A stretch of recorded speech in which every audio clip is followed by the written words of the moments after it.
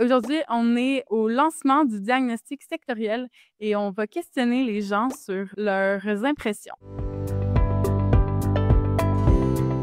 Au niveau des femmes en tech, je sais pas, en fait, encore à ce jour, comment je me sens par rapport au fait que la statistique n'a pas l'air de bouger beaucoup. Ce qui explique ça, c'est qu'il y a toujours plus de travailleurs et travailleuses et il y a toujours plus de femmes en tech. Cependant, dans l'absolu, ben, le manque à gagner, c'est pas assez pour battre le manque à gagner.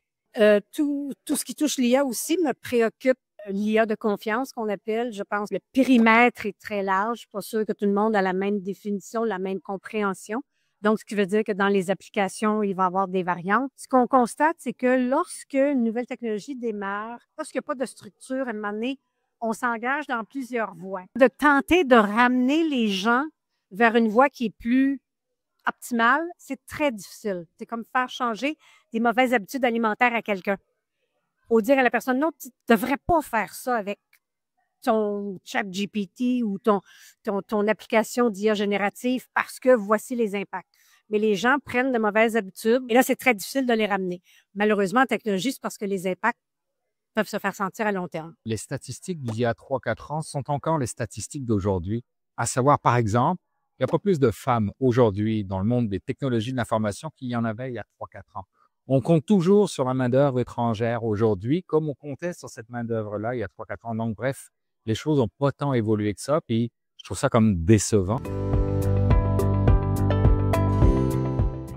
En ce moment, il y a une complexification du travail. Autant la technologie est au cœur de nos vies, est au cœur de nos professions, qu'on soit un professionnel de la technologie ou pas. Autant le travail à la maison, le télétravail fait en sorte que la distinction entre la vie personnelle et le travail est de plus en plus diffuse. Donc, je pense qu'on va devoir prendre de nouvelles habitudes.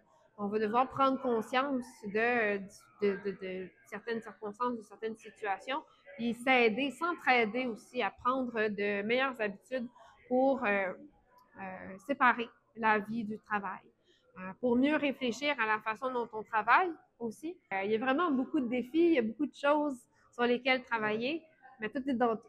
L'éducation. Seigneur, oui, l'éducation, c'est vital.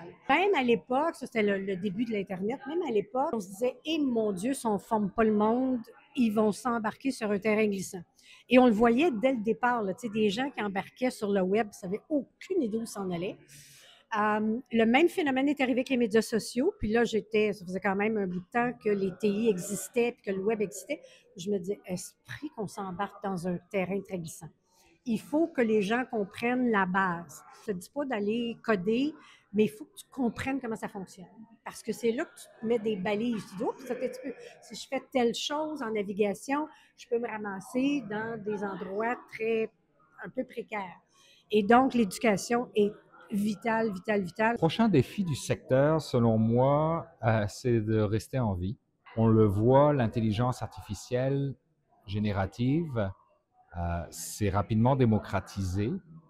Aujourd'hui, n'importe quel citoyen est capable de coder un site web, de coder une application. Il suffit d'écrire le bon prompt dans le bon outil et les lignes de code vont s'écrire en tant que telles.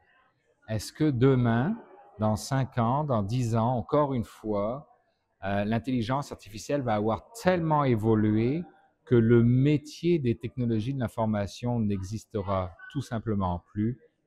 C'est peut-être ça.